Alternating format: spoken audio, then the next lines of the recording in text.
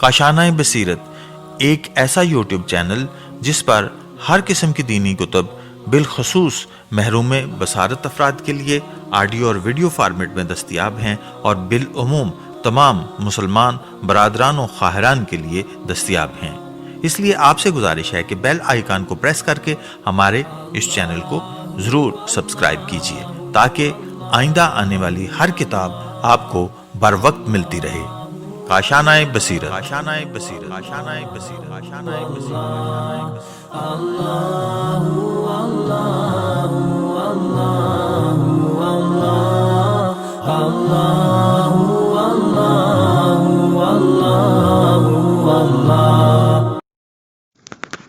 बिस्मिल्लाहिर्रहमानिर्रहीम। अस्सलामुअलैकुम। ये काशानाए बसीरत का चैनल है और आप जो किताब समाअत फरमा रहे हैं इसका नाम है सुखन। पार्ट नंबर 37, मौसम बहार और नमूदे हयात। तनव्वु और जद्दत की ख्वाहिश। इंसान की तबीयत कुछ ऐसी वाक़या हुई है कि वो यकसानियत से जल्द उकता जाता है और हमेशा जिद्दत और तनव्वु चाहता है। रंगारंगी इंसान की ज़रूरत है। आखिर इसमें राज क्या है कि आदमी बड़े शौक़ से किसी चीज़ की ख्वाहिश करता है और जैसे ही वो इसे मिल जाती है उसका जोश ठंडा पड़ जाता है, आहिस्ता आहिस्ता दिल भरने लगता है, बल्कि कभी कभी तो नफ़रत और बेजारी तक नौबत पहुंच जाती है।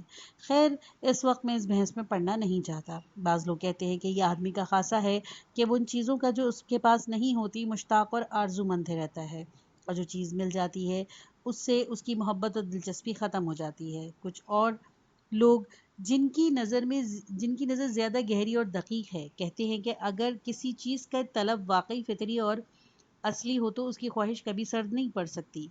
इंसान की फितरत में एक ऐसे ही महबूब की तलाश है जो कामिल व अकमल हो और जिसके कमालात लामुतनाही हो।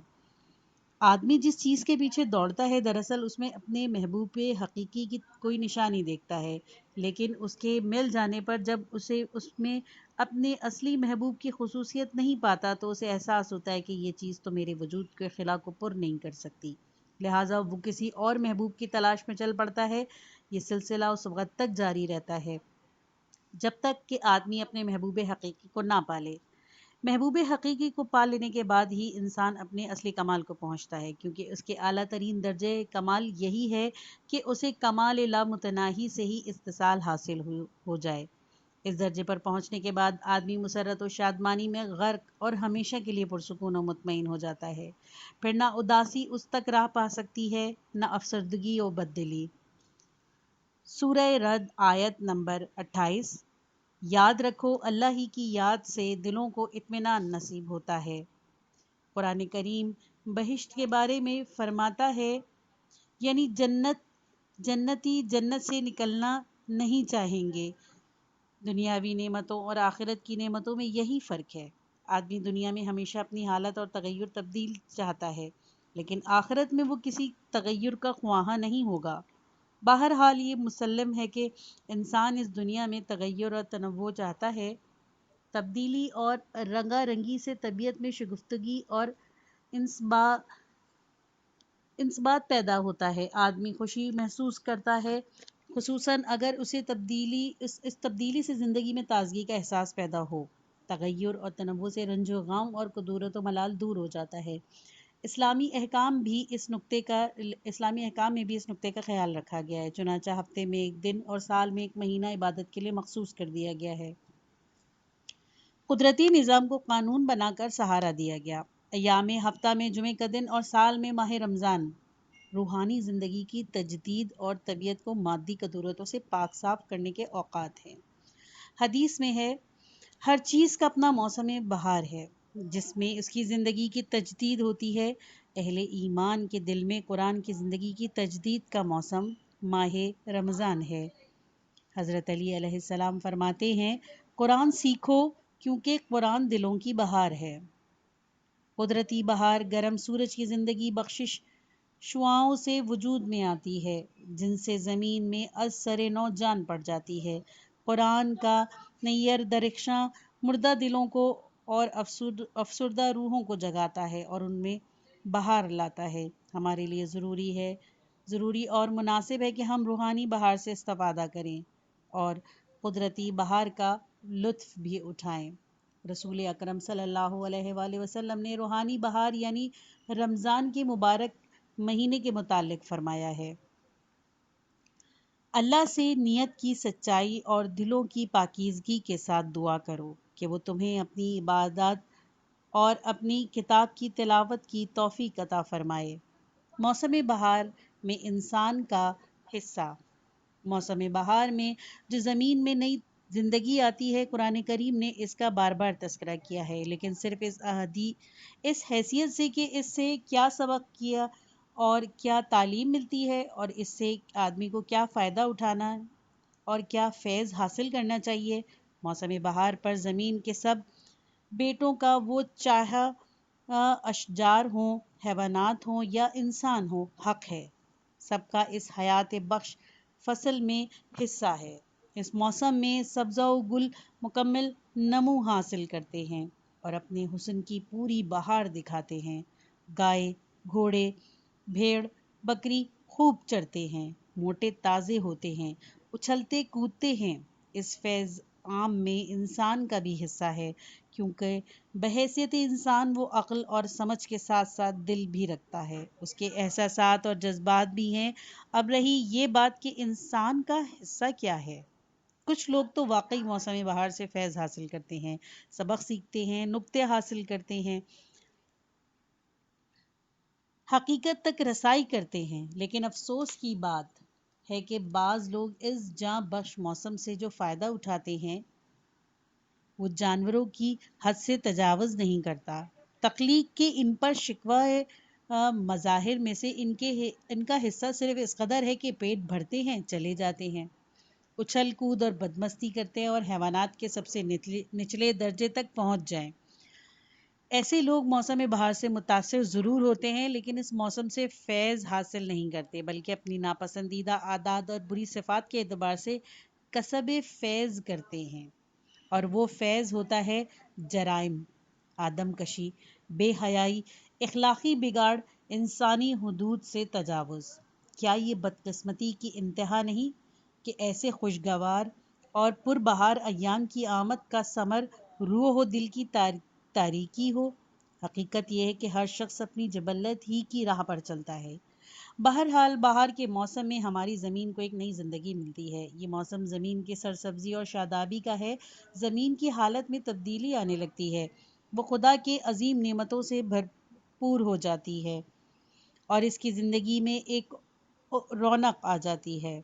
قرآن کریم میں جگہ جگہ اس حالت کو زمین کی حیات نو سے تعبیر کیا گیا ہے۔ 15 بار یا شاید اس سے بھی زیادہ قرآن کریم نے اس طرف اشارہ کیا ہے، جو ایک سبق، ایک تعلیم اور ایک حکمت کے طور پہ ہے کہ جس کو سمجھنے اور یاد رکھنے کی ضرورت ہے۔ زندگی کی حقیقت اور اس کے آثار۔ زندگی کی حقیقت کیا ہے؟ یہ ایک ایسا موضوع ہے کہ انسان ابھی تک اس کی پردہ کشائی نہیں کر سکا۔ بعض اہل تحقیق کا تو یہ عقیدہ ہے کہ اس راز سے کبھی پردہ نہیں اٹھے گا، کیونکہ ان کے نزدیک زندگی اور وجود اصل میں دونوں ایک ہی ہیں۔ جس طرح وجود کی حقیقت کی تعریف اور اس کا تعین ممکن نہیں، اسی طرح زندگی کی حقیقت کی بھی تعریف نہیں کی جا سکتی۔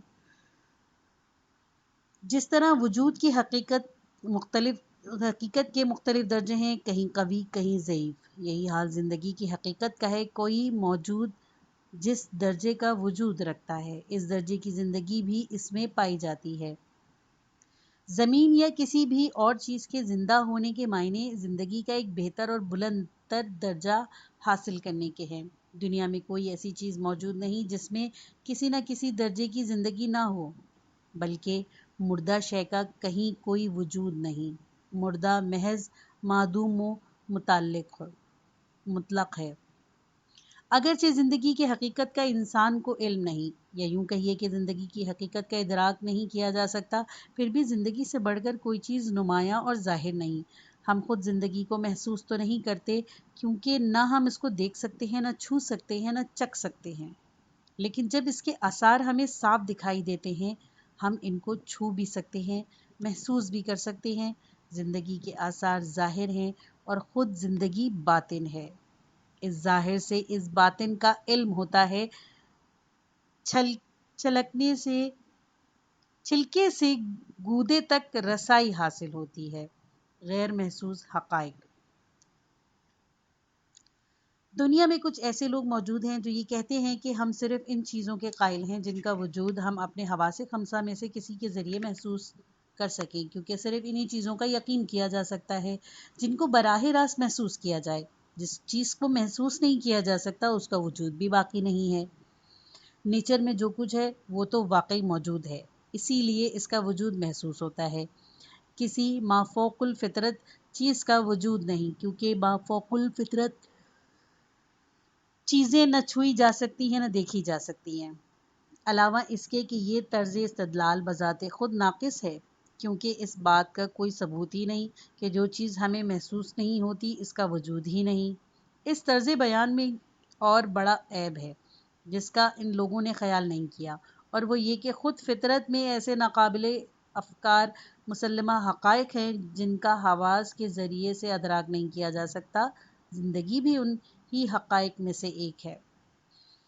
کچھ دانشوروں نے اب پورے غور و خوض کے بعد حساب لگا کر ثابت کیا کہ اس جہان فطرت میں جس کے دامن میں ہم زندگی گزار رہے ہیں، بہت سے ایسے مسلم ثبوت حقائق موجود ہیں جن کا براہ راست ادراک ممکن نہیں، مگر جن کا وجود مسلم ہے۔ کیا ہم خود جسم اور مادے کو براہ راست محسوس کر سکتے ہیں؟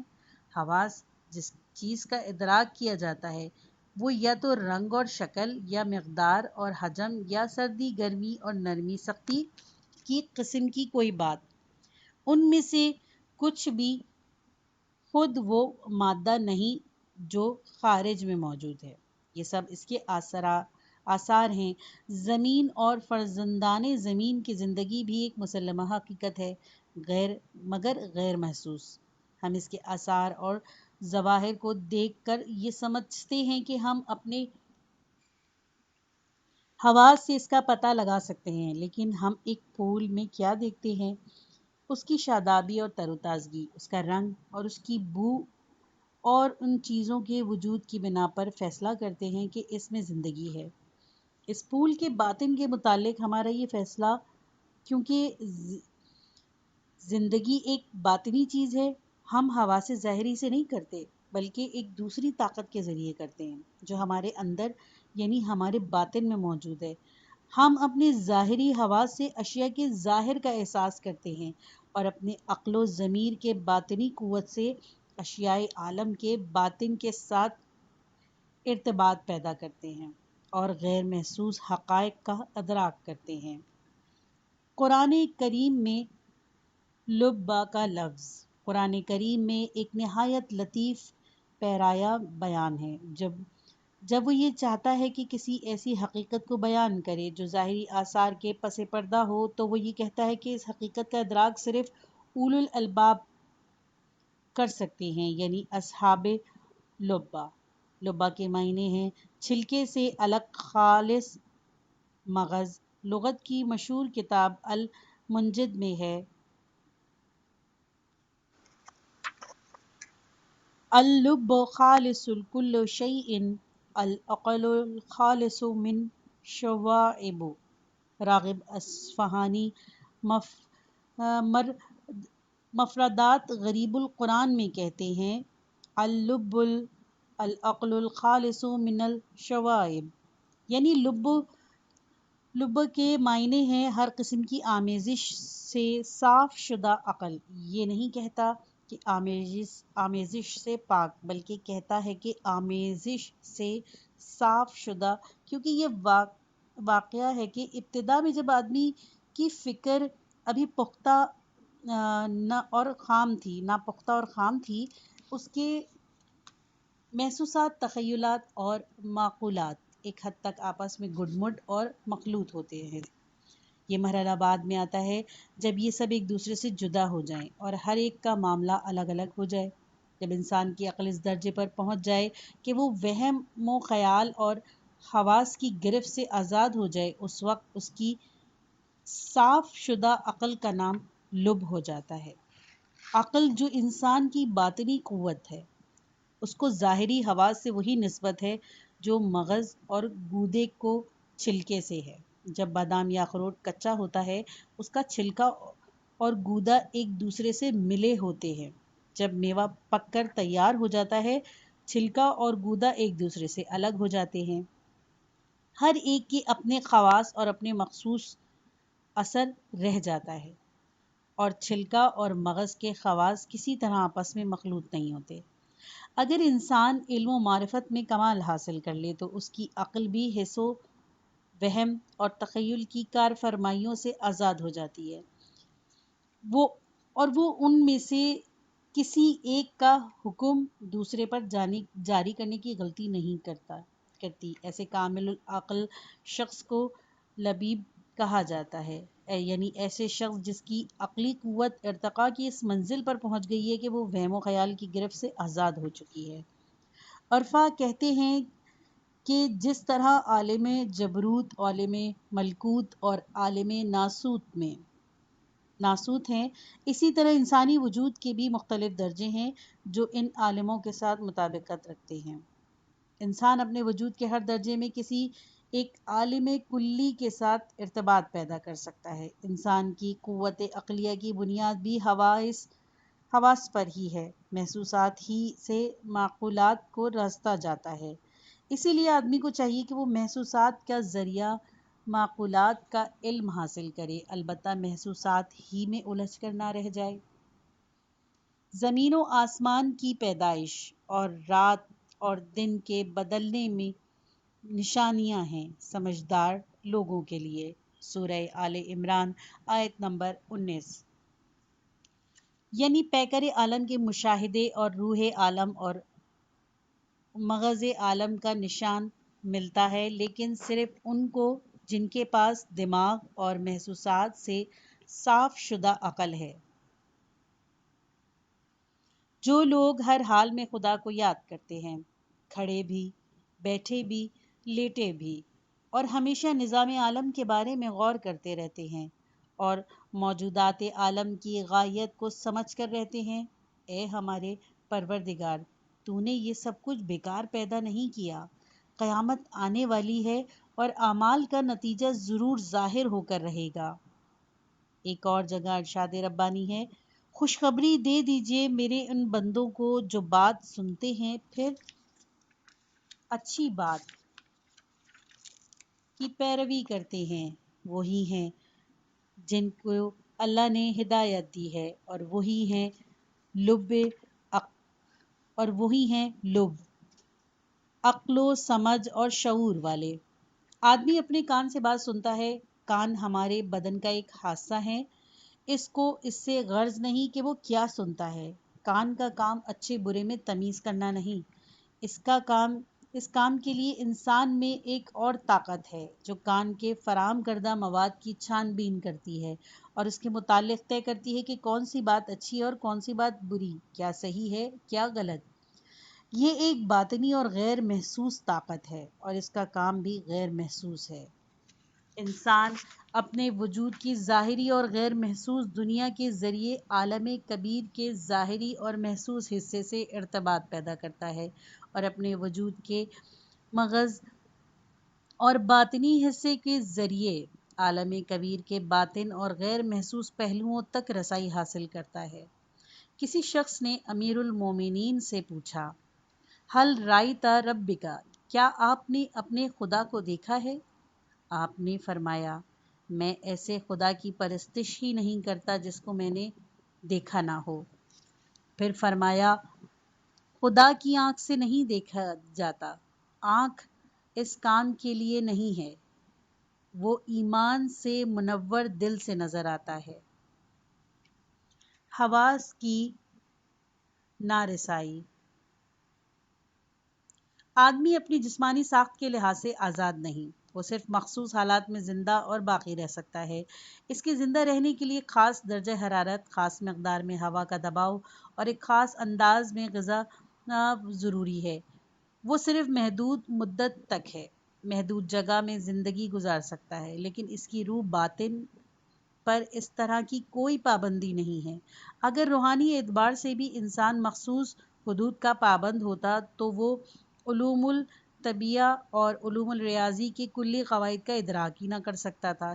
چونکہ انسانی جسم محدود ہے، وہ اپنے جسمانی آلات یعنی اپنے حواس کے ذریعے صرف محدود چیزوں کا ہی ادراک کر سکتا ہے۔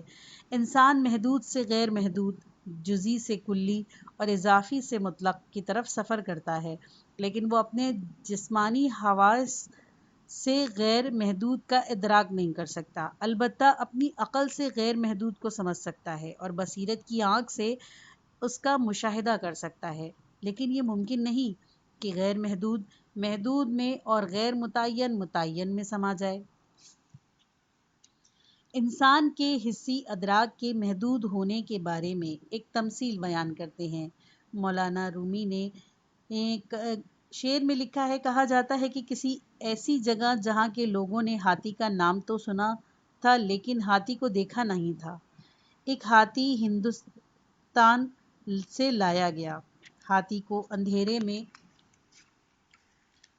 کھڑا کر دیا گیا۔ لوگ اندھیرے میں جا کر ہاتھی کو چھو کر دیکھتے اور باہر آ جاتے، پھر باہر آ کر اپنی رائے کا اظہار کرتے۔ ایک شخص نے ہاتھی کی سونڈ پر ہاتھ پھیرا تھا۔ جب وہ باہر نکلا، لوگوں نے اس سے پوچھا کہ ہاتھی کی کس شکل کا ہے؟ اس نے کہا کہ نلکی کی شکل کا تھا۔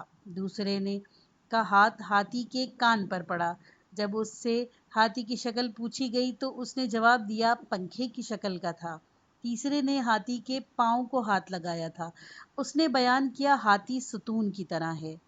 چوتھے نے ہاتھی کی پیٹھ کو چھوا تھا۔ وہ کہنے لگا ہاتھی تو تخت کی شکل کا ہے۔ اس قصے سے مولانا رومی نے یہ نتیجہ نکالا کہ ان میں سے ہر ایک نے چونکہ صرف ایک جز دیکھا تھا، اسی لیے وہ اس جز کو سمجھ سکے جہاں اس کا ہاتھ پڑا تھا۔ چنانچہ ان سب جز کا نقطہ نظر مختلف ہو گیا۔ اگر ان کے ساتھ روشنی ہوتی تو کوئی اختلاف پیدا نہ ہوتا۔ ظاہری آنکھ کی مثال بھی ہاتھ کی ہتھیلی کی سی ہے۔ جس طرح ہاتھ سے پورے ہاتھی کو ٹٹول کر نہیں دیکھا جا سکتا، اسی طرح ظاہری آنکھ سے بھی کسی چیز کا کامل ادراک نہیں کیا جا سکتا۔ قرآن اور موسم بہار۔ قرآن کریم نے ایک جگہ اس سبق کی طرف اشارہ کیا ہے۔ ارشاد ہے، ترجمہ، تم دیکھتے ہو کہ زمین بالکل بے جان ہے، مگر جب ہم اس پر پانی برسا دیتے ہیں تو اس میں جنبش پیدا ہو جاتی ہے، اس پر بہار آ جاتی ہے اور وہ ہر طرح کے شگفتہ و شاداب پھول بوٹے اگاتی ہے۔ اس کا سبب یہ ہے کہ اللہ ہی صداقت مطلق ہے، وہی مردوں میں جان ڈالتا ہے اور وہ جو چاہتا ہے کر سکتا ہے۔ سورہ حج آیت نمبر 5۔ تمام کائنات میں ہر چیز میں، وہ جاندار ہو یا بے جان، ایک نظم، ایک باہمی ربط اور ایسی ہم آہنگی موجود ہے کہ پورا عالم جسم واحد کی طرح نظر آتا ہے، جس کے اجزاء میں ایسا تناسب اور ہم آہنگی ہے جس سے معلوم ہوتا ہے کہ تمام عالم ایک وحدت ہے اور ایک معیشت کے اور ایک نظام کے تابع ہے۔ اس کے کسی جز اور کسی ذرے کو اس طرح نہیں چھوڑ دیا گیا اس کے مجموعی نظام میں اس کا کوئی مقصد اور کوئی کام نہ ہو، بلکہ ایسا نظر آتا ہے کہ ہر ذرہ اس کارخانے کا ایک پرزہ ہے جو اپنی جگہ پر الگ کام بھی کرتا ہے، لیکن اس کارخانے کے دوسرے اجزاء کے ساتھ بھی اس کا گہرا تعلق ہے۔ قرآن مجید کے الفاظ میں تمام موجودات عالم اپنی تمام طاقت کے ساتھ ایک معیشت اور ایک ادارہ کے تابع فرما ہیں۔ ان کا انتظام یہ ظاہر کرتا ہے کہ اس عالم کا کوئی انتظام کرنے والا بھی ہے۔ اس طرح انسان مصنوعات کے آئینے میں صانع کا جلوہ دیکھتا ہے۔ جہاں تک جانداروں کا تعلق ہے، ان کے وجود سے ایک اور سبق بھی ملتا ہے، اور وہ یہ کہ خداوند عالم مردوں کو زندگی بخشتا ہے، اور وہ اس طرح کہ جانداروں کے مادی اجزاء میں ربط اور ترتیب کے علاوہ ان کو وہ کمال عطا کرتا ہے جو ان کے اجزاء میں موجود ہی نہیں۔ ہم عالم میں موجود ذرات کو جس شکل میں ترتیب دیں، کسی ترتیب سے بھی کوئی ایسی حقیقت وجود میں نہیں آ سکتی جو پہلے سے موجود نہ ہو، لیکن جانداروں کے معاملے میں بات صرف نظم و ترتیب تک ہی محدود نہیں رہتی، بلکہ ایک ایسی حقیقت بروئے کار آتی ہے جس کا پیشتر سے وجود ہی نہیں تھا۔ بے جان مادہ میں زندگی نہیں ہے، زندگی پیدا ہوتی ہے۔ شعور اور ادراک نہیں ہے اور شعور اور ادراک پیدا ہوتے ہیں۔ ذوق اور شوق نہیں ہے، یہ بھی پیدا ہوتے ہیں۔ عقل اور ہوش نہیں ہے، عقل اور ہوش پیدا ہوتے ہیں۔ احساس، ادراک اور لذت نہیں ہے، یہ بھی پیدا ہوتے ہیں۔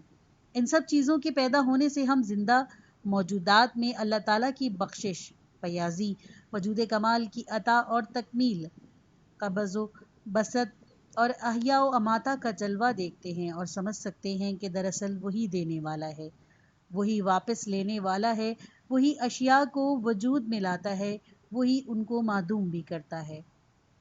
اس ضمن میں 2-3 طرح کی قرآنی آیات ہیں۔ ایک تو وہ آیتیں جن میں زندگی کو بخشنے کا توحید کے طور پر ذکر کیا گیا ہے، دیگر وہ آیتیں جن میں احوال کی قیامت کا تذکرہ ہے۔ کچھ آیتوں میں سے ان دونوں باتوں کا بیان ہے۔ میں انشاءاللہ ان سب کی تفصیل آئندہ کسی موقع پر عرض کروں گا۔ قرآن و مطالعہ کائنات، تفکر کا اصول۔ قرآن کریم نے غور و خوض اور تفکر و تدبر کی دعوت دی ہے۔ مخلوقات خداوندی میں تفکر تاکہ تخلیق کے اسرار معلوم کیے جا سکے، اپنے احوال اور اعمال میں تفکر تاکہ اپنے فرائض صحیح طریقے سے انجام دیے جائیں، گزشتہ لوگوں کی زندگی اور تاریخ میں تفکر تاکہ وہ قواعد معلوم کیے جائیں جو اللہ نے انسانی جماعتوں کی زندگی کے لیے مقرر کیے ہیں۔ تفکر اگر منتشر اور سطحی ہو تو بہت آسان ہے، لیکن اس کا کوئی فائدہ اور نتیجہ نہیں نکلتا۔ لیکن اگر تفکر گہرے مطالعے اور صحیح طریقے پر مبنی ہو اور علمی طریقے سے سر انجام دیا جائے، یا کم از کم کوئی آدمی اہل و دانش کے نتائج فکر کا ہی بغور مطالعہ کرے، تو پھر یہ خاصا مشکل کام ہے، لیکن نتیجہ خیز اور مفید اور انسان کی دینی اور روحانی ترقی کے لیے ایک عظیم سرمایہ۔ دین اسلام کا بنیادی رکن توحید ہے۔ وہ عظیم ترین تصور ہے کہ انسانی ذہن نے جس تک رسائی حاصل کی ہے، مگر یہ نہایت نازک مسئلہ ہے جس کے لیے بڑے غور و خوض کی ضرورت ہے۔ اسلام اپنے اصولوں کے بارے میں، خصوصاً سب سے بڑے اصول توحید کے بارے میں تقلید کی اجازت نہیں دیتا، تحقیق کو ضروری سمجھتا ہے۔ اسی لیے اسلام لازمی طور پر تفکر و تدبر اور تحقیق و جستجو کو فرض قرار دیتا ہے۔ قرآنی آیات کا ایک بڑا حصہ اس موضوع سے متعلق ہے۔ قرآن کریم نے تفکر کے موضوع کو باہم نہیں چھوڑا۔ اس نے صرف یہ بات کہہ کر ختم نہیں کر دی کہ جاؤ غور و فکر کرو، خواہ غور و فکر کا موضوع کچھ بھی کیوں نہ ہو۔ اس نے اصولی طور پر موضوع کو بتلا دیے ہیں جن پر غور و فکر ضروری ہے۔ مثلاً سورہ بقرہ کی آیت نمبر 164 میں مطالعے کے لیے موضوعات کا تعین کر کے کہا گیا ہے کہ جاؤ کمر ہمت باندھو اور ان موضوعات کی تحقیق کرو، ان کا مطالعہ کرو، آسمانوں کا مطالعہ کرو، زمین کا مطالعہ کرو، ستاروں اور سیاروں نظام سے واقفیت پیدا کرو، زمین اور اس کے طبقات، اس کے آثار اور ان کے اسباب کو سمجھو جن کی وجہ سے زمین 24 گھنٹے میں سورج کے گرد ایک چکر مکمل کر لیتی ہے، جس کے نتیجے میں رات اور دن کا ظہور ہوتا ہے۔ ان سب کا مطالعہ اور تحقیق کرو، علم حیت کا مطالعہ کرو، علم طبقات الارض سے واقفیت پیدا کرو۔ یہ جہاز اور کشتیاں جو سمندر کے سینے پر رواں دواں ہیں، جن سے انسان نفع حاصل کرتا ہے، مسافت طے کرتا ہے، اپنے علم میں اضافہ کرتا ہے، تجارت میں فائدہ اٹھاتا ہے، اپنی صلاحیتوں کو کام میں لاتا ہے، یہ سمندر اور کشتیوں کا غرق نہ ہونا اور وہ سب فائدے جو انسان جہاز رانی کے ذریعے حاصل کرتا ہے، یہ سب کچھ ایک قانون، ایک طریقے، ایک نظام کے تابع ہیں جس سے انسان فقط مطالعہ اور تحقیق کے ذریعے سے ہی آگاہی حاصل کرتا ہے۔ یہ بارش کا پانی جو اللہ آسمان سے برساتا ہے اور اس سے مردہ زمین میں جان ڈالتا ہے، اس میں ہزاروں راز پنہاں ہیں جو صرف ان لوگوں کو معلوم ہو سکتے ہیں جو ان کی تحقیق اور مطالعے میں جان کھپاتے ہیں، فضا اور کائنات کے راز معلوم کرتے ہیں، بارش کے خواص دریافت کرتے ہیں اور جڑی بوٹیوں کی پہچان حاصل کر لیتے ہیں، ہواؤں کا چلنا اور آسمان و زمین کے درمیان معلق بادلوں کی حرکت سب اللہ کی حکمت و صنعت کی نشانیاں ہیں، لیکن ان باتوں کو وہی سمجھتے ہیں جو غور و فکر، تحقیق کو تفتیش کرتے ہیں اور تخلیق کو سمجھنے کی کوشش کرتے ہیں۔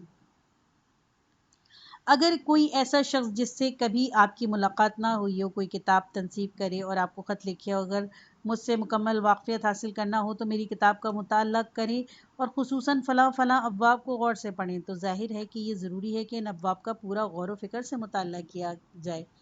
اگر ضروری ہوا تو کسی استاد سے بھی مدد لے لی جائے، لغت کی کتاب دیکھی جائے، اس کا کتاب کا رسم الخط سیکھا جائے، وہ زبان سیکھی جائے جس سے وہ کتاب لکھی گئی ہے، تاہم ہم اس کتاب کو پڑھ کر نادیدہ مصنف سے واقفیت حاصل کر سکیں گے۔